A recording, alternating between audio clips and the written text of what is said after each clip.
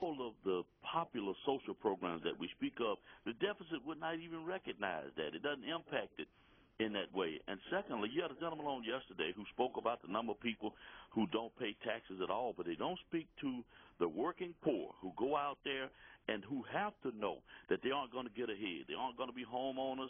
They aren't going to live in safe neighborhoods to be able to put their kids in quality schools, but they go every day. And the minute you get ready to move forward, you want to eliminate programs that may assist those people for the greater good. Well said, Emmanuel. Well said. It's true.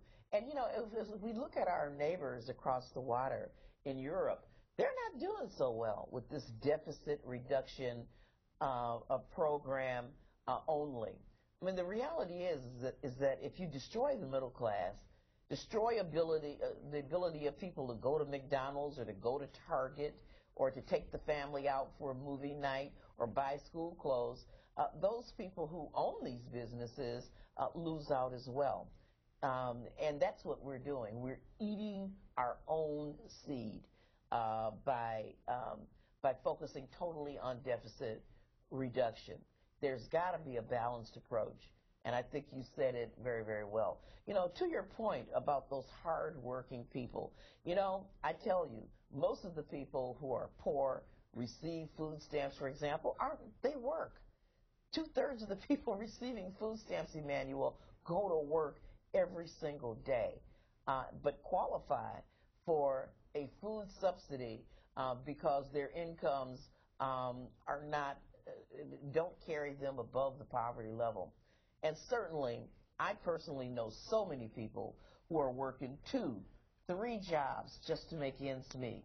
So this notion that there are bunches of lazy Americans lying around waiting on the government to come and save them is a narrative that is absolutely false. Wisconsin is again in the news for a recall election that y'all are having. What's your take on that?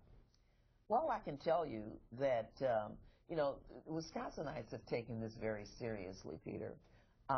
We didn't go into this recall willy-nilly, but this governor has managed to offend just about everybody. You know, people like to characterize it as just the big union bosses who are mad because he took away the bargaining table, not just cut their benefits, but you know, took away the bargaining table.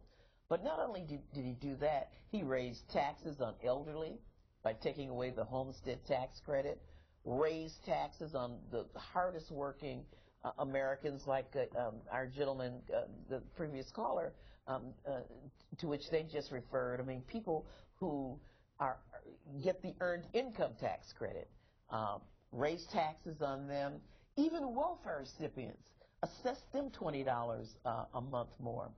Put sick people on waiting lists, applied to the Federal Department of Health and Human Services because he wants to throw people off Medicaid who are already on Medicaid, has offended women by trying to get rid of contraception, has offended women by repealing the Fair Pay Act that's been in place in Wisconsin. So the elderly, they cut $1 billion out of public education, cut $250,000 out of our flagship University of Wisconsin Big Ten school system, has offended individualists, and meanwhile giving tax breaks to corporations, tax breaks to big investors, being in cahoots with the Koch brothers and other big donors. He's managed to offend every badger. And so we see that he's raised gargantuan dollars, $25 million, and yet his popularity has not grown one iota. I think what we're going to see is a situation in which a governor cannot buy love. And we are poised to make history by recalling this governor and reminding politicians, all of us, that the power lies with the people, not in your big donors. Waco, Texas. Mason, thanks for holding on our report.